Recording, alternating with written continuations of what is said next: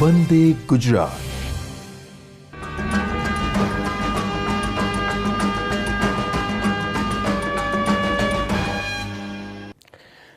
નમસ્કાર વિદ્યાર્થી મિત્રો, આજે આપણે આવે આ લેક્ચરમાં ધોરણ 12 પ્રકરણ 9 સહવર્ગ સંયોજનો. તો ગયા લેક્ચરમાં જે સમઘટકતાનો ટોપિક આપણે અધૂરો બાકી હતો એ હવે એની આગળ આપણે અહીંયા ચર્ચા કરીશું. તો આપણે ગયા લેક્ચરમાં જે સમઘટકતામાં એમાંય ભૌમિતિક સમઘટકતામાં આપણે સમતલીય સમચોરસ ભૌમિતિક રચના ધરાવતા સંકીર્ણમાં ઉદ્ભવતી સીસ અને ટ્રાન્સ સમઘટકતા એ છેલ્લે સમજેલા. હવે આપણે અષ્ટફલકીય ભૌમિતિક રચના ધરાવતા સંકીર્ણમાં ભૌમિતિક સમઘટકતા જોઈએ. અષ્ટફલકીય સંકીર્ણ એટલે સામાન્ય રીતે એને ML6 પ્રકારનું સંકીર્ણ કહે છે, કે જેમાં ધાતુ આયનનો સહવર્ગાંક 6 હોય છે. એટલે એની સાથે એક દંતીય લિગેન્ડ જોડાય તો એ એક દંતીય લિગેન્ડની સંખ્યા 6 હોય છે, એટલે ML6 પ્રકાર લખાય છે.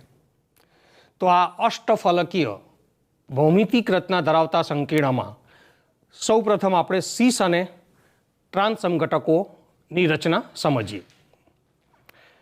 તો સૌ પ્રથમ અષ્ટફલકીય સંકીર્ણનો પ્રકાર Ma2B4 હોય ત્યારે તેમાં ઉદ્ભવતા સીસ અને ટ્રાન્સ સમઘટકોની રચના સમજીએ. તો અહીંયા Ma2B4 એનો અર્થ કે આ સંકીર્ણમાં બે પ્રકારના લિગેન્ડ છે, એ અને બી, જેમાં એ પ્રકારના લિગેન્ડની સંખ્યા 2 અને બી પ્રકારના લિગેન્ડની સંખ્યા 4 છે. તો હવે આ પ્રકારના અષ્ટફલકીય ભૌમિતિક રચના ધરાવતા સંકીર્ણમાં સીસ અને ટ્રાન્સ સમઘટકોની સમજૂતી આપણે આકૃતિ દ્વારા સમજીશું. તો પહેલાં આની અષ્ટફલકીય રચના આપણે અહીંયા આગળ સમજાવીએ. તો આ કેન્દ્રીય ધાતુ પરમાણુ અથવા ધાતુ આયન અને એની આજુબાજુ આ 6 એકદંતીય લિગેન્ડ એ સમજાવીએ.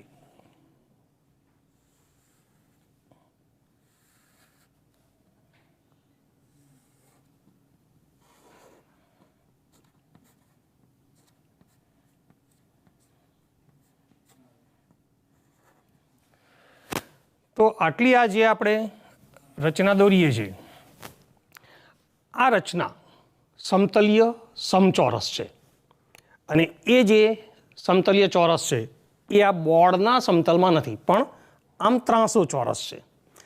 એટલે કે આ બે સહવર્ગ સહસંયોજક બંધ એ બોર્ડની આગળની દિશામાં આવે છે આપણી તરફ, જ્યારે આ બે સહવર્ગ સંયોજક બંધ એ બોર્ડની પાછળની દિશામાં જાય છે. એટલે આમ 4 સહવર્ગ સહસંયોજક બંધ આ રીતે એક જ સમતલમાં છે અને એ પરસ્પર 90 ડિગ્રીના ખૂણે છે. હવે સહવર્ગાંક 6 છે એટલે બાકીના જે બે સહવર્ગ સહસંયોજક બંધ રચાય છે એ સમજીએ. તો આ જે સમતલીય ચોરસ છે એને લંબ એટલે કે આ 4 જે સહવર્ગ સહસંયોજક બંધ છે એની સાથે 90 ડિગ્રીના ખૂણે આ ઉપરની તરફ, એટલે ઉપરથી જે સહવર્ગ સહસંયોજક બંધ છે એ આ 4 સાથે 90 અંશનો ખૂણો બનાવે છે. અને એ જ પ્રમાણે આ નીચેની તરફ બીજો એક સહવર્ગ સહસંયોજક બંધ પણ આ 4 સહવર્ગ સહસંયોજક બંધ સાથે 90 ડિગ્રીનો ખૂણો બનાવે છે. તો હવે જો આ ધાતુ આયન સાથે આવા 6 એકદંતીય લિગેન્ડ જોડાય અને એનાથી આ જે અષ્ટફલકીય રચના બને છે, તો એ કઈ રીતની છે બરાબર ધ્યાનમાં રાખવાનું. આ રચના સમતલીય નથી. અહીંયા આગળ ધાતુ પરમાણુ અને એની સાથે જોડાયેલા અહીંયા જે બે લિગેન્ડ હશે એ બોર્ડના સમતલમાં છે. આ જે સહવર્ગ સહસંયોજક બંધ છે એનાથી જોડાયેલા બે લિગેન્ડ બોર્ડની આગળની તરફ છે, જ્યારે આ બે સહવર્ગ સહસંયોજક બંધથી જોડાયેલા લિગેન્ડ એ બોર્ડની પાછળની તરફ છે. હવે આપણે આમાં સીસ અને ટ્રાન્સ બંને સમઘટકો સમજાવવા છે. એટલે આપણે પહેલાં આવી અષ્ટફલકીય રચના એ 2 વખત દોરી કાઢીએ.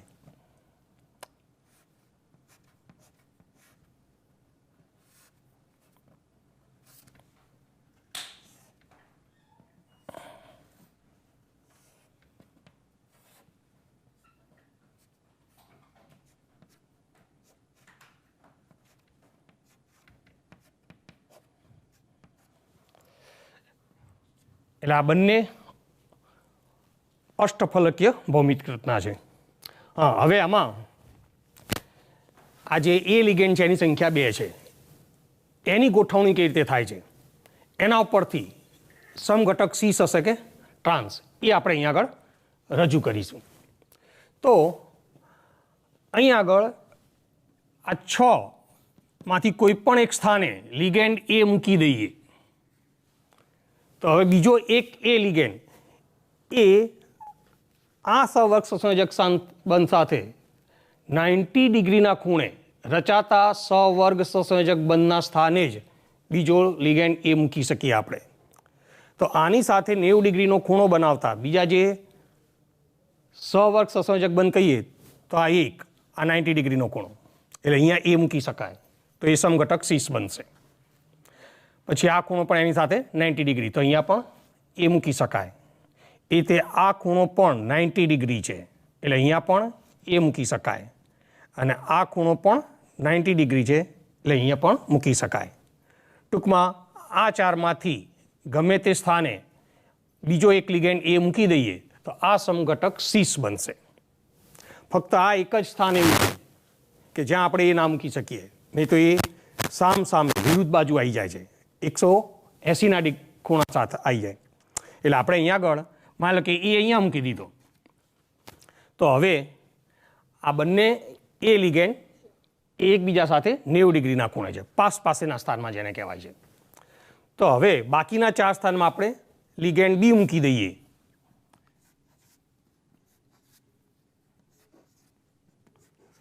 તો આ જે ભૌમિતિક રચના ધરાવતું સંકીર્ણ બન્યું એ સીસ સમઘટક તરીકે ઓળખાશે. એટલે આમ જે લિગેન્ડની સંખ્યા 2 છે એની ગોઠવણી ઉપરથી આપણે એને સીસ કે ટ્રાન્સ નક્કી કરીએ છીએ. 2 સરખા લિગેન્ડ એ સામેના સ્થાનમાં ના હોવા જોઈએ. બાકીના સ્થાનમાં આપણે ગમે ત્યાં એને મૂકી દઈએ તો એ સીસ બનશે. જેમ કે આ 2 સામેના સ્થાન છે, આ બંને પણ સામેના સ્થાન છે અને આ બંને પણ સામેના સ્થાન છે.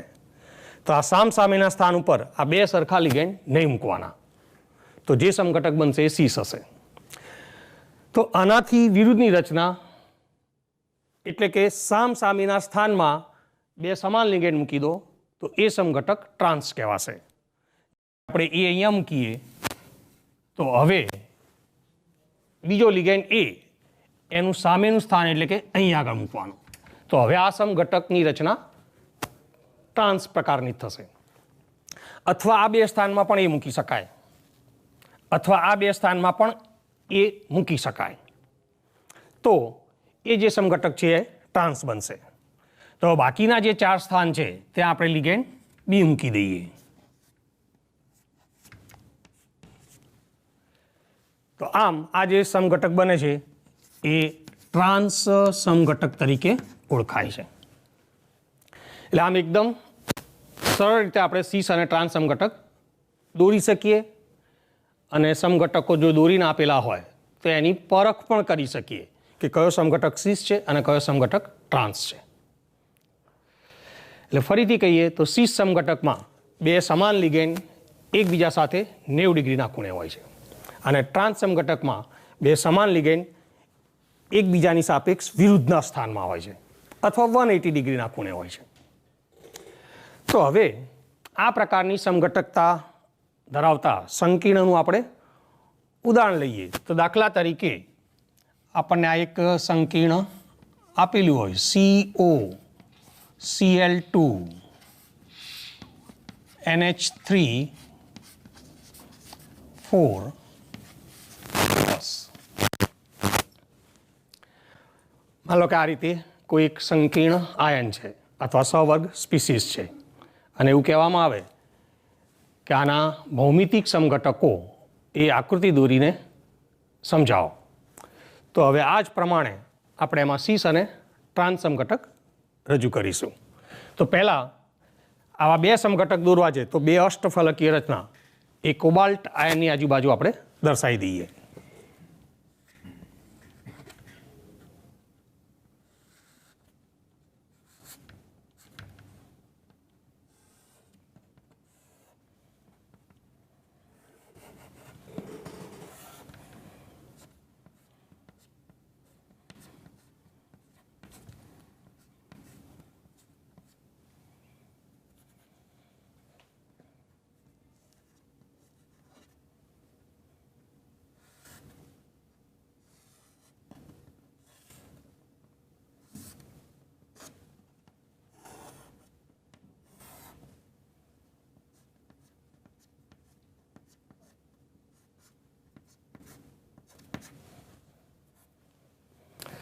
તો હવે આ જે COCl2 NH3 પ્લસ એના આપણે સીસ અને ટ્રાન્સ સમઘટક માન લો કે અહીંયા આગળ આપણે સીસ સમઘટક બતાવો છે.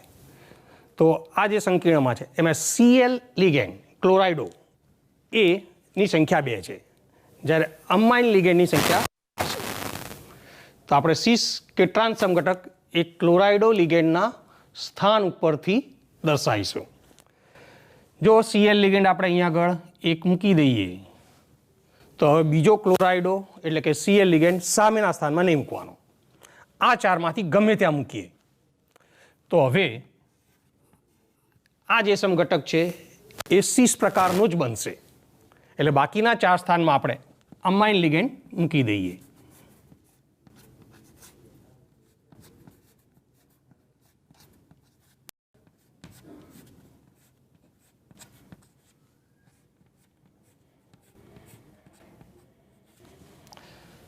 અને એનો વીજભાર પ્લસ છે એટલે અહીંયા આગળ આ પ્લસ આ સંકીર્ણ આયન છે. તો આ જે સમઘટક બને છે એ સીસ બનશે. એ જ પ્રમાણે હવે ટ્રાન્સ સમઘટક તો ક્લોરાઇડો લિગેન્ડ અહીંયા આગળ મૂક્યો તો બીજો ક્લોરાઇડો લિગેન્ડ આપણે સામે મૂકીએ તો હવે આ જે સમઘટક બનશે એ ટ્રાન્સ સમઘટક બનશે અને બાકીના 4 સ્થાનમાં અમાઇન લિગેન્ડ મૂકી દઈએ.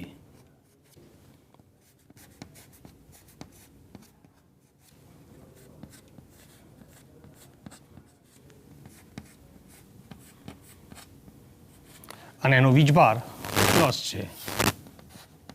તો આ જે સમઘટક બને છે ટ્રાન્સ સમઘટક બનશે. એટલે આમ આ રીતે Ma2B4 પ્રકારનું કોઈ પણ સંકીર્ણ આપેલું હોય તો એમાં આપણે સીસ અને ટ્રાન્સ સમઘટકો સહેલાઈથી દોરી શકીએ. હવે સીસ અને ટ્રાન્સ સમઘટક એ આ રીતે દ્વિદંતીય લિગેન્ડ ધરાવતું સંકીર્ણ હોય તો એમાં પણ દોરી શકીએ છીએ. તો દ્વિદંતીય લિગેન્ડ હોય તો એમાં સીસ અને ટ્રાન્સ સમઘટકોની રચના કેવી રીતે દોરવી તો એ આપણે ઉદાહરણ દ્વારા સમજીએ.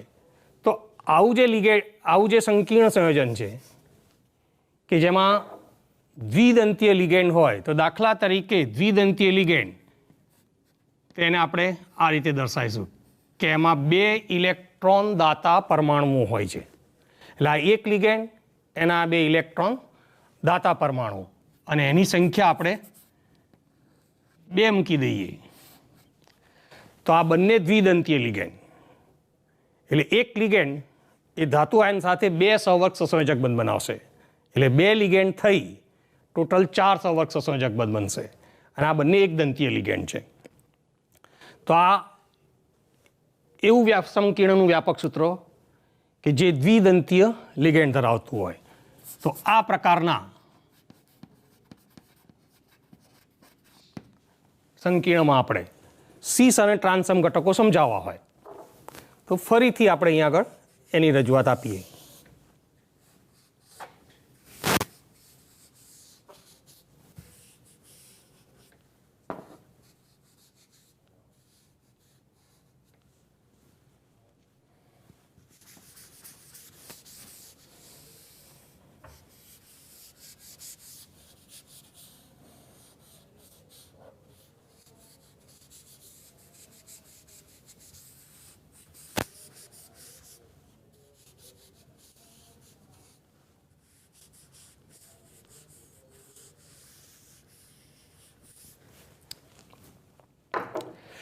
તો અહીંયા પણ રજૂઆત એ કે જે એક દંતીય લિગેન્ડ એ કે જેની સંખ્યા 2 છે એના સ્થાન ઉપરથી જ આપણે અહીંયા સીસ અને ટ્રાન્સ સમઘટકો દર્શાવીશું, જે આગળ રજૂ કર્યું તેમ જ. દ્વિદંતીય લિગેન્ડ પહેલાં નહીં દોરવાનો, પહેલાં 2 સમાન એક દંતીય લિગેન્ડનું સ્થાન, અને એ સમઘટક સીસ હશે કે ટ્રાન્સ તો એ સમજૂતી એ જ પ્રમાણે.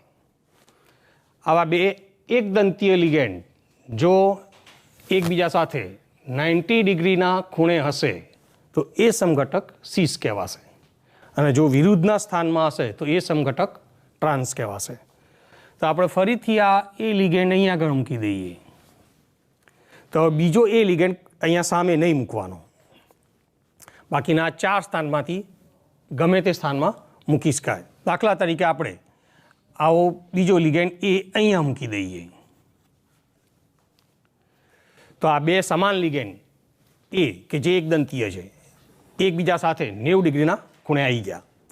હવે આ જે દ્વિદંતીય લિગેન્ડ કે જેની સંખ્યા 2 છે એ મૂકીએ તો અહીંયા આગળ એ જોડવામાં ખાસ ધ્યાન રાખવાનું કે આ 2 સ્થાન એક લિગેન્ડ દ્વારા જોડાશે, અને આ 2 સ્થાન એટલે કે આ 2 સવર્ગ સહસંયોજક બંધ પણ આ એક લિગેન્ડ દ્વારા જોડાશે. એટલે અહીંયા આગળ જો આ રીતે દર્શાવી દઈએ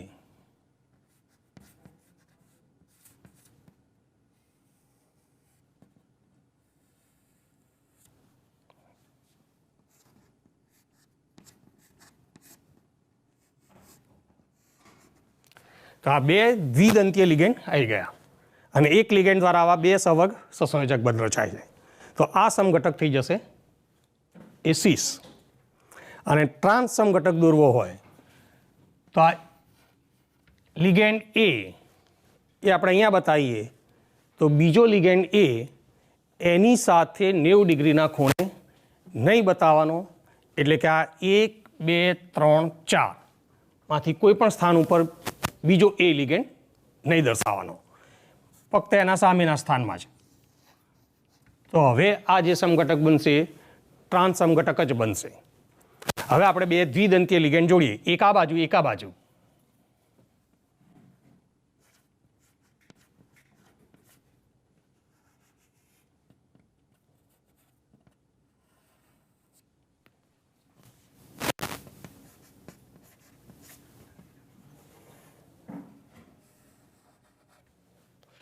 તો હવે આ પ્રકારનું જે અષ્ટફલકીય ભૌમિતિક રચના ધરાવતું સંકીર્ણ છે કે જેમાં દ્વિદંતીય લિગેન્ડ આપેલા હોય તો એમાં આપણે સીસ અને ટ્રાન્સ સમઘટકો દોરી શકીએ. એટલે આમાંય જોઈ શકો છો કે જે એકદંતીય લિગેન્ડની સંખ્યા 2 છે આવા સમાન, એનું સ્થાન ઉપરથી જ આપણે આ સમઘટકને સીસ અને ટ્રાન્સ કહી શકીશું. હવે આ પ્રકારનું ઉદાહરણ ધરાવતું સંકીર્ણ લઈએ તો દાખલા તરીકે CO Cl2 En twice. તો આ જે સંકીર્ણ સંયોજન છે જેમાં કેન્દ્રીય ધાતુ પરમાણુ આયન એ કોબાલ્ટ છે, તો એમાં 2 એકદંતીય લિગેન્ડ ક્લોરાઇડો છે અને 2 દ્વિદંતીય લિગેન્ડ ઇથેન 1,2 ડાયમાઇન છે કે જેનું આ ટૂંકું સૂત્ર છે EN. એટલે EN એક દ્વિદંતીય લિગેન્ડ છે. તો આ જ પ્રમાણે જો અહીંયા આગળ આપણે આ જે એકદંતીય લિગેન્ડ ક્લોરાઇડો છે એના સ્થાન ઉપરથી એક Cl અહીંયા મૂકીએ, બીજો Cl અહીંયા મૂકીએ તો એકબીજા સાથે 90 ડિગ્રીના ખૂણે આવે. જ્યારે આ 2 સવર્ગ સહસંયોજક બંધ એ એક દ્વિદંતીય લિગેન્ડ EN દ્વારા રચાશે.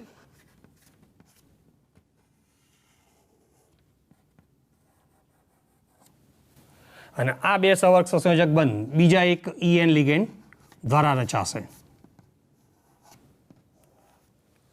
તો આ સમઘટક થઈ જશે સીસ. એ જ પ્રમાણે જો ટ્રાન્સ સમઘટક દોરવો હોય તો એ આ મુજબ. તો બે સમાન એકદંતીય લિગેન્ડ એકબીજાના વિરુદ્ધના સ્થાનમાં, અને અહીંયા એક દ્વિદંતીય લિગેન્ડ ઈએન અને આ બાજુ એક દ્વિદંતીય લિગેન્ડ ઈએન મૂકીશું.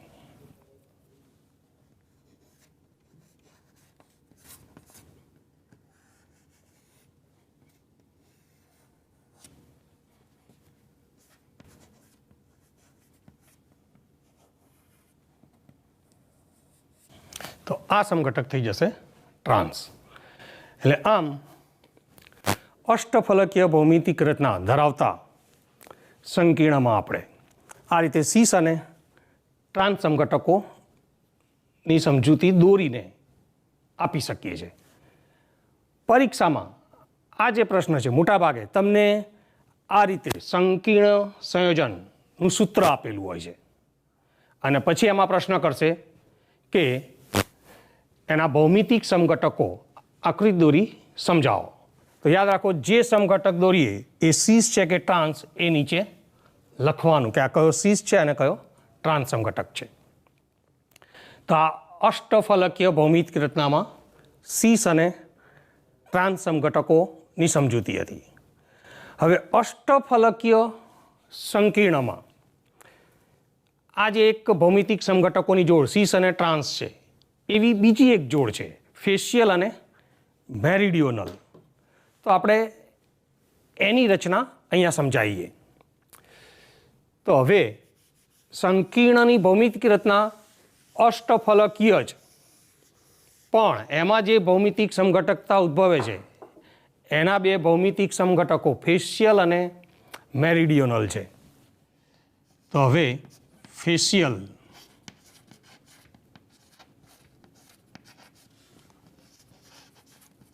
અને મેરિડિયોનલ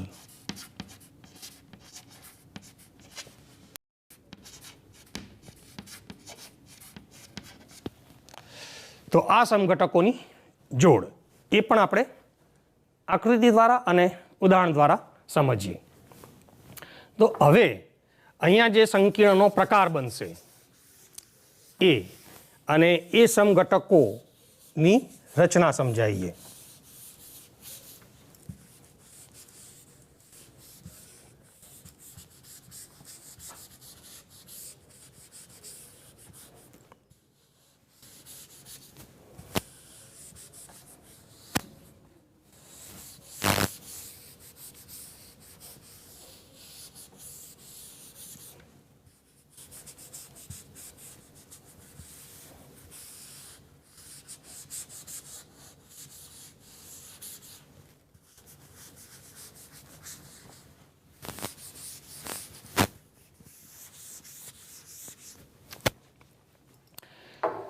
તો આ પ્રકારના સમઘટકો એ કયા પ્રકારના સંકીર્ણમાં જોવા મળે એ પ્રકાર આપણે અહીંયા રજૂ કરીએ. તો આવું જે સંકીર્ણ સંયોજન છે એમાં પણ બે પ્રકારના લિગેન્ડ, પણ બંનેની સંખ્યા 3 હોય. એટલે આમ ટોટલ લિગેન્ડ થયા 6, 3 લિગેન્ડ એ અને 3 લિગેન્ડ બી, અને અહીંયા આગળ બધા જ લિગેન્ડ એકદંતીય છે. એટલે દરેક લિગેન્ડ ધાતુ પરમાણુ કાયન સાથે એક સહવર્ગ સહસંયોજક બંધ બનાવશે. તો હવે આ પ્રકારનું સંકીર્ણ, તો એમાં ફેશિયલ અને મેરિડિયોનલ સમઘટકોની રચના જોઈએ. તો માની લો કે ફેશિયલ સમઘટક દોરવો હોય તો અહીંયા બેમાંથી કોઈ એક લિગેન્ડને પસંદ કરી લઈએ. દાખલા તરીકે એ, એની સંખ્યા 3 છે, એ કેવી રીતે ગોઠવવાની? તો અહીંયા આગળ કોઈ પણ એક સ્થાને પહેલો લિગેન્ડ એ મૂકીએ. તો હવે યાદ રાખવાનું કે બીજો એ લિગેન્ડ એના સામેના સ્થાનમાં નહીં જ મૂકવાનો. એટલે હવે 1, 2, 3, 4 માંથી ગમે ત્યાં મૂકી શકીએ. એટલે એની સાથે 90 ડિગ્રીના ખૂણે આવશે, એટલે કે આપણે અહીંયા મૂકી શકીએ. તો હવે જેમ અહીંયા મૂક્યો તો આ સામે ના મૂકી શકાય, તો એ જ પ્રમાણે એ લિગેન્ડ અહીંયા મૂક્યો તો એના સામેના સ્થાનમાં બીજો એ નહીં મૂકવાનો. તો હવે આપણી પાસે આ બે સ્થાન એવા થઈ ગયા કે જ્યાં બાકીનો એક એ લિગેન્ડ નહીં મૂકી શકીએ. તો હવે બાકીનો એક એ લિગેન્ડ કાં તો અહીંયા મૂકી દો કાં તો અહીંયા મૂકી દો. માની લો કે અહીંયા મૂકી દીધો તો આ સમઘટક ફેશિયલ બનશે. એટલે કે આ ત્રણેય એ લિગેન્ડ એકબીજા સાથે 90 ડિગ્રીના ખૂણે છે, એટલે કે પાસેના સ્થાનમાં છે એવું કહેવાય છે. તો એ રીતે બીજો લિગેન્ડ બી જોઈશું તો એ પણ એકબીજા સાથે 90 ડિગ્રીના ખૂણે જ આવી જશે. તો આ જે સમઘટક બને છે એ કહેવાય છે ફેશિયલ.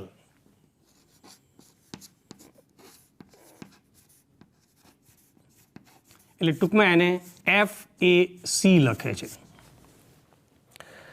એટલે અહીંયા આગળ આ જે અષ્ટફલકીય ભૌમિતિક રચના છે એમાં આવા 3 સમાન લિગેન્ડના સ્થાનને જોડી દઈએ આ રીતે.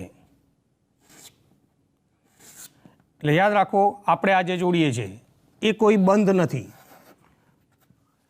આ અષ્ટફલકીય રચનાની એક સપાટી એટલે કે એક ફલક છે, એટલે કે એક જ ફલક ઉપર 3 સમાન લિગેન્ડ આવી ગયેલા છે, એક જ ફેસ ઉપર 3 સમાન લિગેન્ડ છે, એટલે આ સમઘટક કહેવાય છે ફેશિયલ.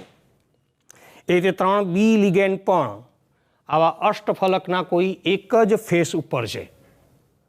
એટલે આમ 3 સમાન લિગેન્ડ એ અષ્ટફલકીય રચનાના કોઈ એક જ ફેસ ઉપર હોય, એટલે કે એક જ ફલક ઉપર હોય તો એને કહેવાય છે ફેશિયલ સમઘટક. હવે મેરિડિયોનલ સમઘટક મતલબ આના કરતાં વિરુદ્ધ રચના થાય તો એ જ પ્રમાણે સમજાવીએ. માનો કે આપણે આવા 3 સમાન લિગેન્ડ એ લઈએ તો એ લિગેન્ડને આપણે પહેલાં આ 6 માંથી ગમે તે સ્થાને મૂકી શકાય. હવે એક એ મૂકી દીધો તો બીજા એ લિગેન્ડ કેવી રીતે મૂકવા? તો બીજો એ લિગેન્ડ એની સામેના સ્થાનમાં મૂકી જ દેવાનો. મતલબ હવે આ ફેશિયલ સમઘટક ના જ બને. તો પછી આ બનશે મેરિડિયોનલ. એટલે 3 જે સમાન લિગેન્ડ છે એમાંના 2 લિગેન્ડને આપણે આવા સામસામેના સ્થાનમાં ગોઠવી દઈએ અને હવે બાકીના જે 4 લિગેન્ડ મૂકવાના છે એ ગમે ત્યાં મૂકો, આ સમઘટક મેરિડિયોનલ બનશે. એટલે હવે બીજો એક એ આ 1 2 3 4માંથી ગમે ત્યાં મૂકી શકાય. માની લો કે અહીંયા મૂકી દીધું તો આ 3 એક જ ફેસ ઉપર નથી આવતા એવું કહેવાય, અને બાકીના 3 બી લિગેન્ડ એ આપણે અહીંયા મૂકી દઈએ તો આ જે સમઘટક બને છે એ મેરિડિયોનલ છે.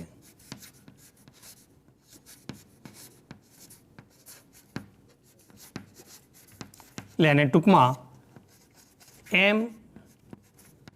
MER લખે છે મેરિડિયોનલ. એટલે યામ્યોત્તરીય આ કહેવાય સામે જે લિગેન્ડ હોય તો આ મેરિડિયનલ અથવા યામ્યોત્તરીયની આસપાસ ગોઠવણી થઈ કહેવાય, એટલે એનું નામ છે મેરિડિયોનલ. તો આ પ્રકારનું અષ્ટફલકીય સંકીર્ણ હોય એટલે કે સહવર્ગ સંયોજન હોય તો ફેશિયલ સમઘટક અને મેરિડિયોનલ સમઘટક કેવી રીતે દોરવા એ હવે બરાબર આમાં સમજમાં આવી જવું જોઈએ. ફરીથી કહીએ, જો ફેશિયલ સમઘટક દોરો તો આવા 3 સમાન લિગેન્ડ છે એમાંથી કોઈ પણ સામસામેના સ્થાનમાં ના જોઈએ, આવા એક જ ફેસ ઉપર જોઈએ. જ્યારે મેરિડિયોનલમાં સામસામેના સ્થાનમાં સમાન લિગેન્ડ આવી જવા જોઈએ. જેમ કે અહીંયા પણ 2 લિગેન્ડ બી સામસામેના સ્થાનમાં છે જ, જ્યારે અહીંયા એવું જોવા નહીં મળે. હવે આ પ્રકારની સમઘટકતા ધરાવતું સંકીર્ણનું ઉદાહરણ લઈએ આપણે. તો દાખલા તરીકે કેન્દ્રીય ધાતુ આયન Pt+4 હોય તો આ Cl2 અને CO લઈએ, કેન્દ્રીય ધાતુ આયન CO લીધો. 3 સમાન લિગેન્ડ NH3 લઈએ, બીજા 3 સમાન લિગેન્ડ નાઇટ્રાઇટો લિગેન્ડ લઈએ.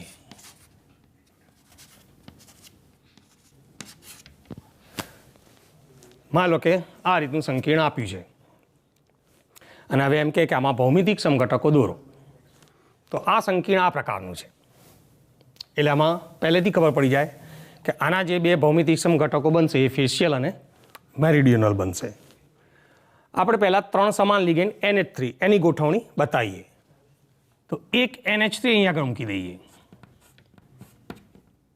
તો હવે આ એના સામેના સ્થાનમાં બીજો NH3 નહીં મુકાય. તો 1 2 3 4 માંથી ગમે ત્યાં મૂકી શકાય. માનો કે અહીંયા આગળ મૂકી દીધો તો હવે બીજો એક NH3 અહીંયા નહીં મુકાય, એટલે કે આ બે સ્થાને નહીં મુકાય. હવે આ બેમાંથી ગમે ત્યાં NH3 લિગેન્ડ મૂકી દો તો હવે આ સમઘટક જે બનશે એ ફેશિયલ જ બનશે. એટલે બાકીના 3 સ્થાનમાં આપણે નાઇટ્રાઇટો લિગેન્ડ મૂકી દઈએ, NO2.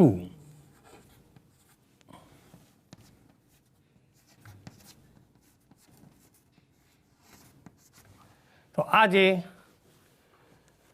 સમઘટક બને છે એ ફેશિયલ પ્રકારનો સમઘટક બનશે.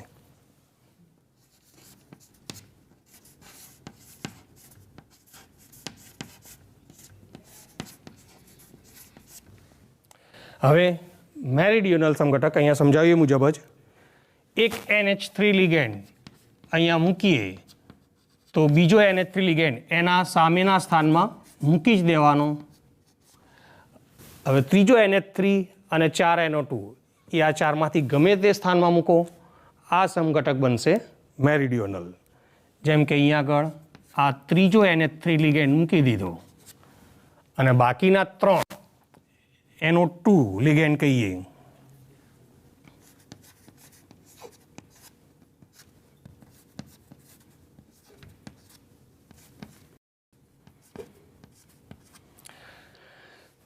તો આ જે સમઘટક બને છે એ છે મેરિડિયોનલ.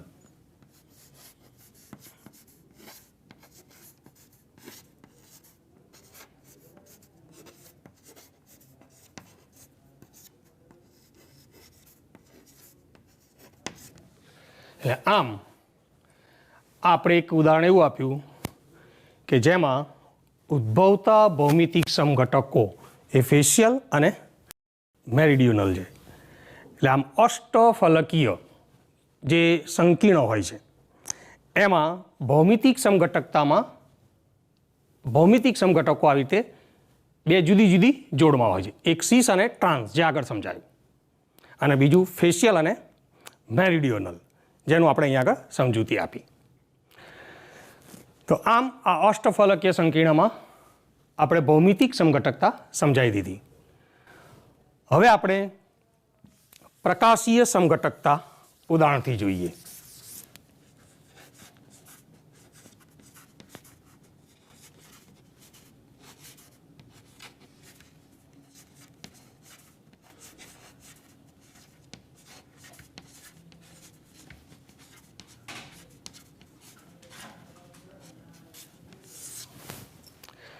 પ્રકાશીય સમઘટકતા સામાન્ય રીતે અષ્ટફલકીય ભૌમિતિક રચના ધરાવતા સંકીર્ણમાં જોવા મળે, અને એમાંય એ સંકીર્ણ કિલેટ હોય ત્યારે જોવા મળે છે.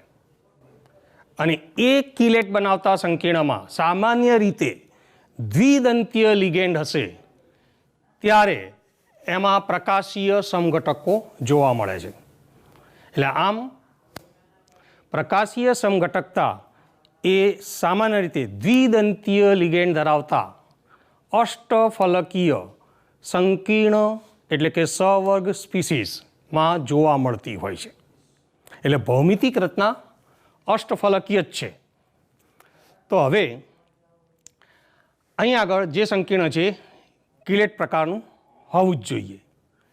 તો દાખલા તરીકે આપણે પહેલાં આ જે સંકીર્ણ છે એની ભૌમિતિક રચના બતાવી દઈએ તો આગળ સમજાયા મુજબ જ આ ધાતુ પરમાણુ કે આયન જે બોર્ડના સમતલમાં જ છે એની સાથે રચાતા 6 સહવર્ગ સંયોજન બંધ.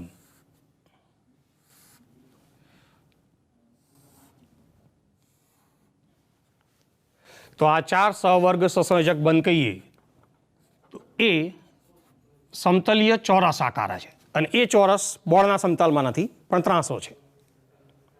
અને બાકીના 2 સહવર્ગ સંયોજક બંધ તો એક ઉપરથી કે જે આ બંધ આ ચારે બંધ સાથે 90 ડિગ્રીના ખૂણે છે, એટલે કે આ સમતલીય ચોરસ સાથે 90 ડિગ્રીના ખૂણે. એ જ પ્રમાણેનો બાકી રહેલો છઠ્ઠો બંધ એ પણ આ ચારે સાથે 90 ડિગ્રીના ખૂણે નીચેથી છે. એટલે આ જે ભૌમિતિક રચના બનશે અષ્ટફલકીય છે. તો આવી બીજી પણ ભૌમિતિક રચના બતાવી દઈએ.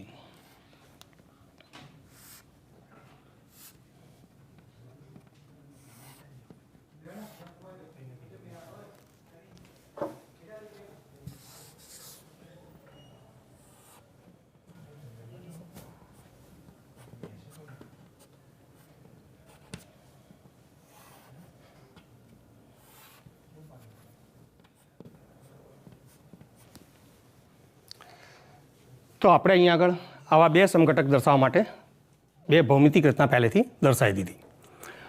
હવે આ જે પ્રકાશીય સમઘટકો છે એ એકબીજાના પ્રતિબિંબી કહેવાય છે. અને એવા પ્રતિબિંબી છે કે એમને આપણે એકબીજા ઉપર બરાબર બંધ બેસતા ગોઠવવાનો પ્રયત્ન કરીએ તો એ સંપૂર્ણ બંધ બેસતા ગોઠવી શકાતા નથી. અને એના કારણે એ પ્રકાશીય ક્રિયાશીલતા ધરાવે છે. એટલે આ સમઘટકો કહેવાય છે પ્રકાશીય સમઘટકો. એટલે ફરીથી કે આ જે સમઘટકો છે એ એકબીજાના પ્રતિબિંબી હોય છે. એટલે એક સમઘટકનું એક્ઝેક્ટ પ્રતિબિંબ બીજો સમઘટક છે. પણ એવા પ્રતિબિંબીઓ હોય આ કે જેમને એકબીજા ઉપર અધ્યારોપિત કરી શકાતા નથી. તો આવા અણુઓને કિરાલ અણુઓ કહે છે. એટલે આ કિરાલ અણુઓ હોય છે અને એકબીજા ઉપર અધ્યારોપિત કરી શકાતા નથી.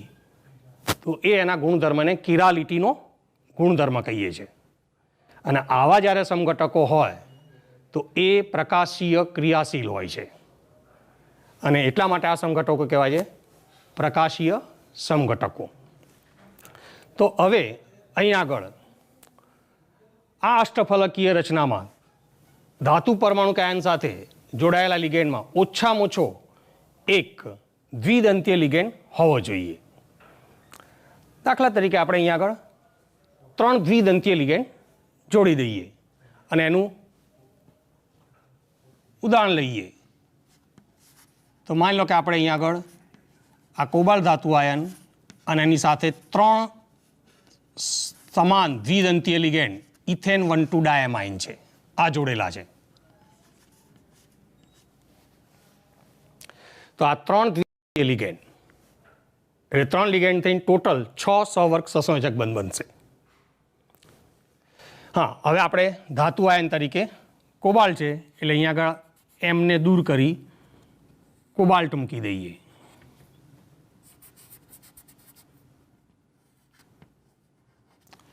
હવે એની સાથે આ 3 દ્વિદંતીય લિગેન્ડ EN જોડી દઈએ.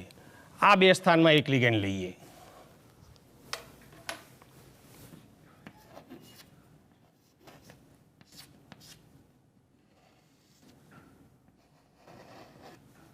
આ બે સ્થાનમાં બીજો એક EN લઈએ.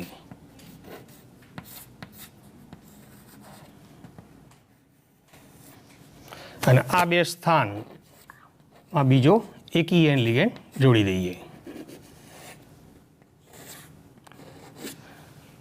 અને એનો વીજભાર છે +3, જે કોબાલ્ટનો ઓક્સિડેશન આંક છે કેમ કે આ તટસ્થ લિગેન્ડ છે. તો આ એક ભૌમિતિક રચના ધરાવતું અષ્ટફલકીય સંકીર્ણ. હવે એનું એક્ઝેક્ટ પ્રતિબિંબ અહીંયા બતાવવાનું છે. એટલે આ જે લિગેન્ડ EN છે એ એના પ્રતિબિંબમાં એનું સ્થાન અહીંયા આવશે.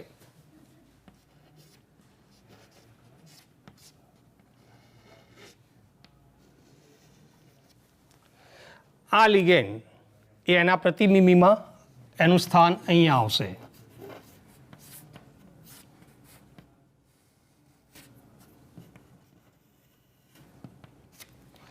અને આ જે લિગેન્ડ છે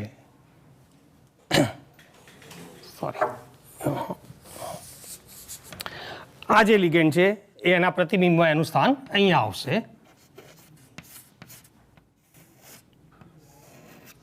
અને આ લિગેન્ડનું સ્થાન અહીંયા આવશે.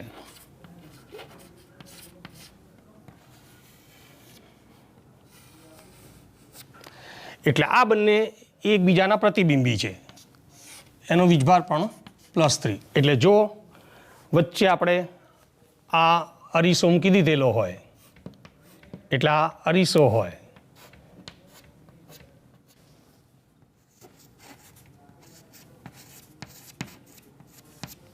તો આ બંને એકબીજાના પ્રતિબિંબી થશે.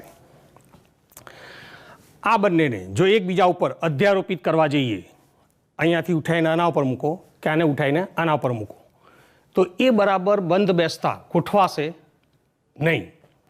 એટલે કહેવાય કે આ એકબીજા ઉપર અધ્યારોપિત નથી.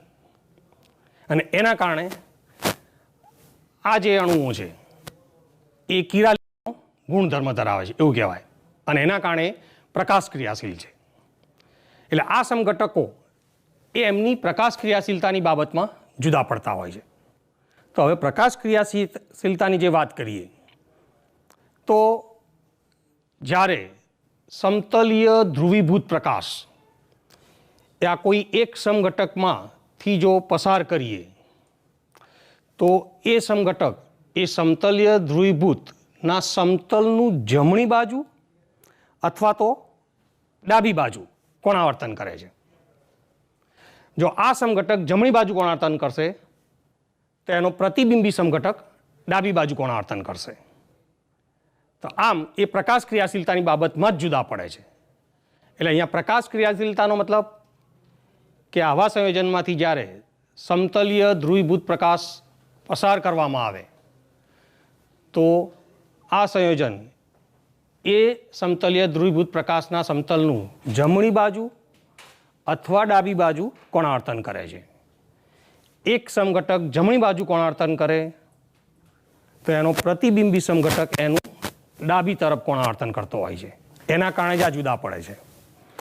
જે સમઘટક સમતલીય ધ્રુવીભૂત પ્રકાશના સમતલનું જમણી બાજુ કોણાવર્તન કરે એ સમઘટકને ડેક્સ્ટ્રો કહેવામાં આવે છે. એટલે અહીંયા આગળ જો આ ડેક્સ્ટ્રો કહીએ એટલે કે એને દક્ષિણ ભ્રમણીય કહે છે. દક્ષિણ ભ્રમણીય. તો એ ધ્રુવીભૂત પ્રકાશના સમતલનું જમણી બાજુ કોણાવર્તન કરશે. અને અત્યારે આપણે આ જે સમઘટક માટે આ લખ્યું, તો આના માટે આ પ્રાયોગિક રીતે એટલે કે પોલેરીમીટરમાં આ પ્રયોગ કરી નક્કી કરેલું હોય છે કે ધ્રુવીભૂત પ્રકાશના સમતલનું જમણી તરફ કોણાવર્તન કરશે કે ડાબી બાજુ. તો આ સમઘટક એ ધ્રુવીભૂત પ્રકાશના સમતલનું જમણી બાજુ કોણાવર્તન કરે છે. એટલે એની આ ભૌમિતિક રચના ઉપરથી સૈદ્ધાંતિક રીતે આપણે એ ડેક્સ્ટ્રો છે એવું કહી શકતા નથી.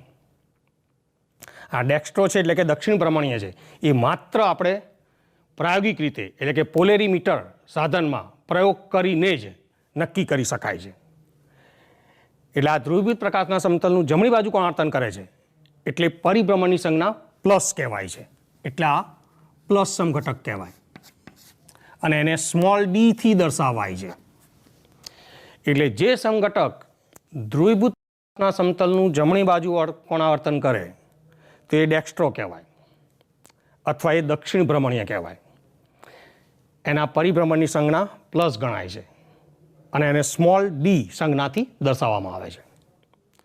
તો એનો જે પ્રતિબિંબી સમઘટક છે એ ધ્રુવીભૂત પ્રકાશના સમતલનું ડાબી તરફ જ કોણાવર્તન કરે અને એવા સમઘટકને લીવો સમઘટક કહેવાય છે અથવા એને વામ ભ્રમણીય કહે છે. વામ ભ્રમણીય. એટલે આ સમઘટક લીવો છે અથવા વામ ભ્રમણીય છે. અને ધ્રુવીભૂત પ્રકાશના સમતલનું ડાબી બાજુ કોણાવર્તન કરે છે એટલે એની પરિભ્રમણની સંજ્ઞા માઇનસ લખાય છે. અને લીવો છે એના માટે ટૂંકમાં એને સ્મોલ એલ થી દર્શાવાય છે. એટલે આમ આ જે આપણે અષ્ટફલકીય સંકીર્ણનું ઉદાહરણ આપ્યું તો એના આ બે પ્રકાશીય સમઘટકો છે ડેક્સ્ટ્રો અને લીવો અથવા દક્ષિણ ભ્રમણીય અને વામ ભ્રમણીય અથવા સ્મોલ ડી અને સ્મોલ એલ અને પરિભ્રમણની સંજ્ઞા પ્લસ અને માઇનસ. આવી જ રીતે આપણે એવા સંકીર્ણનું ઉદાહરણ આપીએ કે જેમાં દ્વિદંતીય લિગેન્ડ અને એકદંતીય લિગેન્ડ બંને જોડાયેલા હોય. તો ધારો કે એવું કોઈ એક સંકીર્ણ લઈએ.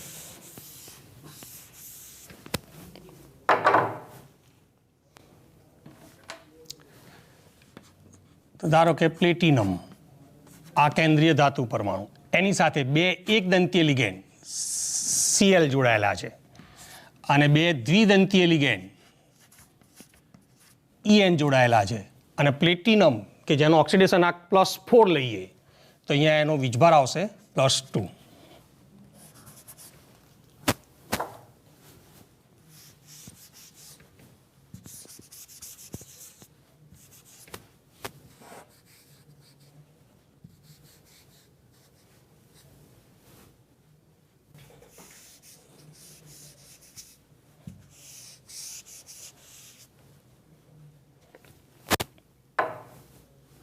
તો અહીંયા આગળ કેન્દ્રીય ધાતુ આયન પ્લેટિનમ,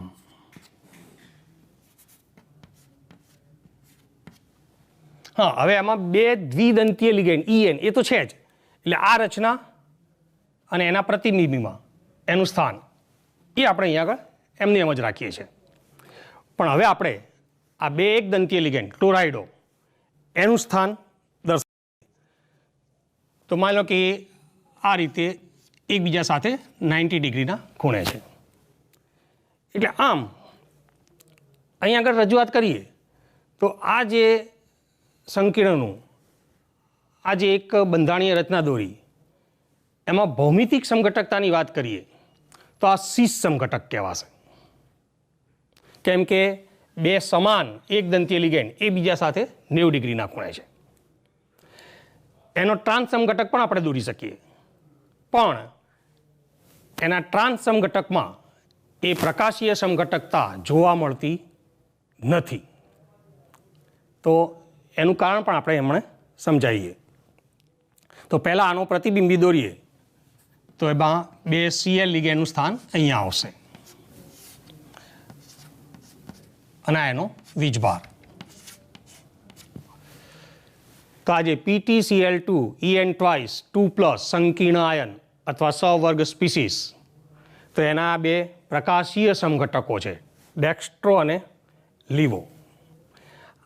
આ પણ એવા પ્રતિબિંબી છે કે જેમનું અધ્યારોપણ એકબીજા ઉપર કરી શકાતું નથી, એટલે જ એ પ્રકાશ ક્રિયાશીલ છે. જો અધ્યારોપણ થઈ જાય તો એ પ્રકાશ ક્રિયાશીલ ના હોય, અને પ્રકાશ ક્રિયાશીલ ના હોય તો બંને એકદમ સરખા અણુ થઈ જાય, કારણ કે અધ્યારોપિત થઈ જાય છે. તો એ સમઘટકો પણ ના કહેવાય. પણ આ બંનેનું એકબીજા ઉપર અધ્યારોપણ કરી શકાતું નથી, ગમે તેવા પ્રયત્ન કરીએ તો પણ. એના આપણે મોડલ બનાવીને પણ એ વાતને સમજી શકીએ છીએ. જો આનો હું ટ્રાન્સ સમઘટક લઈ લઉં, માની લો કે આ Cl અહીંયા બતાવી દઉં અને આને આ સ્થાનમાં જોડી દઉં, તો એ ટ્રાન્સ સમઘટકનું પ્રતિબિંબી દોરું તો એનું એકબીજા ઉપર અધ્યારોપણ થઈ જ જશે, એટલે કિરાલિટીનો ગુણધર્મ નહીં ધરાવે, એટલે કે એમાં પ્રકાશીય સમઘટકતા જોવા મળશે નહીં. એટલે જ્યારે આવા પ્રકારનું અષ્ટફલકીય સંકીર્ણ કે જેમાં ભૌમિતિક સમઘટકતા પણ ઉદ્ભવતી હોય, તો એમાંનો જે સીસ સમઘટક હશે એમાં જ પ્રકાશીય સમઘટકતા જોવા મળે છે, પણ એના ટ્રાન્સ સમઘટકમાં જોવા મળતી નથી. એટલે આના સીસ સમઘટકો છે બંને, અને આ બંને એકબીજાના પ્રકાશીય સમઘટકો છે, એટલે એ પણ પ્રકાશ ક્રિયાશીલતા ધરાવે છે. એક સમઘટક ધ્રુવીભૂત પ્રકાશના સમતલનું જમણી બાજુ કોણાર્થન કરશે એટલે ડેક્સ્ટ્રો, અને બીજો સમઘટક ડાબી બાજુ કોણાર્થન કરશે એટલે લીવો.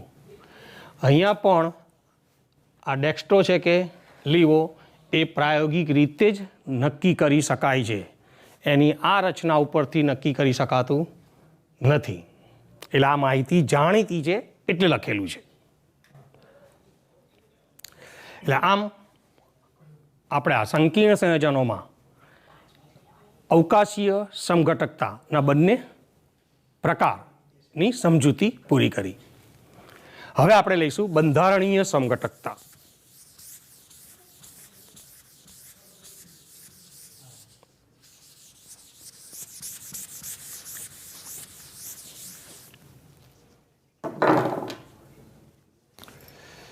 હવે સંકીર્ણ સંયોજનો અથવા સવર્ગ સંયોજનોમાં બંધારણીય સમઘટકતા.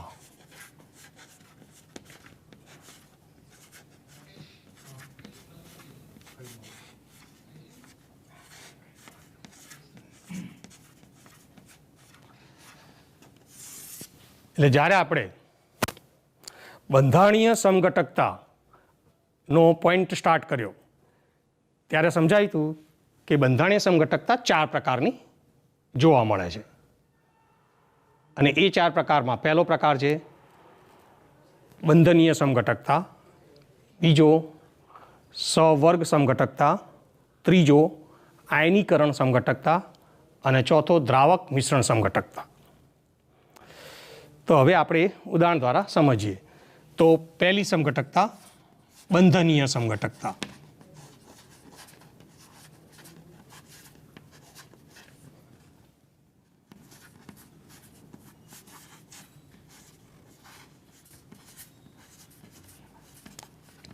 બંધનીય સમઘટકતા અથવા બંધન સમઘટકતા તરીકે એને ઓળખવામાં આવે છે. એટલે આ પ્રકારની સમઘટકતા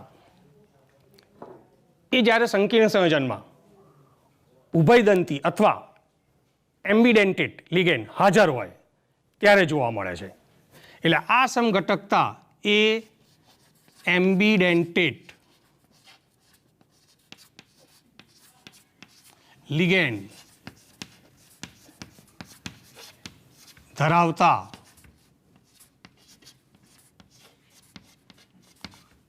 સંકીર્ણમાં જોવા મળે.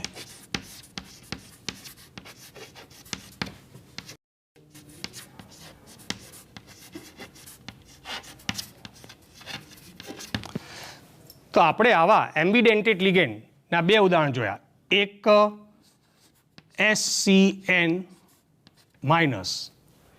કે જેમાં સલ્ફર અને નાઇટ્રોજન આ 2 એવા પરમાણુઓ છે કે જે ઇલેક્ટ્રોન દાતા છે.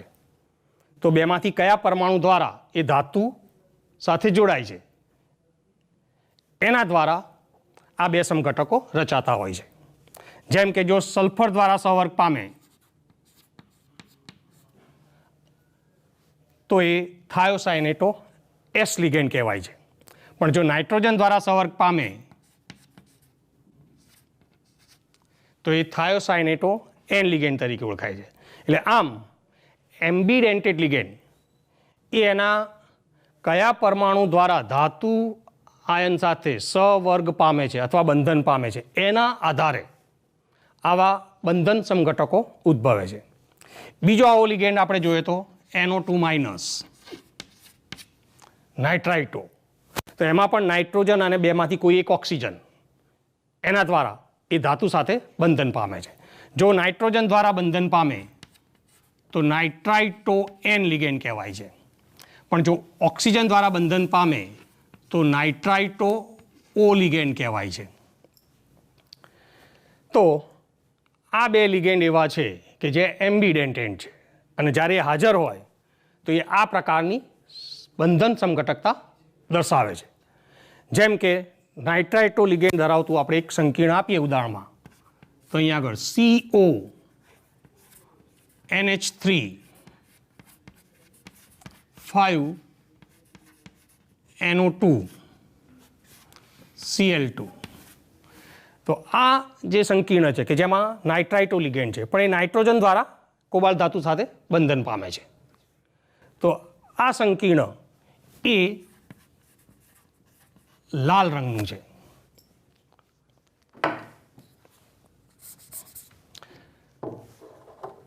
નાઇટ્રોજન દ્વારા બંધન પામે છે તો આ સંકીર્ણનો રંગ પીળો છે. પણ જો ઓક્સિજન દ્વારા બંધન પામે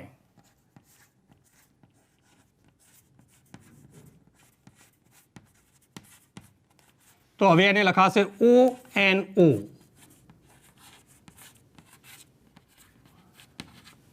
તો આ એનો સમઘટક જ છે. પણ એમાં જે નાઇટ્રાઇટ છે એ કોબાલ્ટ ધાતુ આયન સાથે ઓક્સિજન દ્વારા બંધન પામે છે.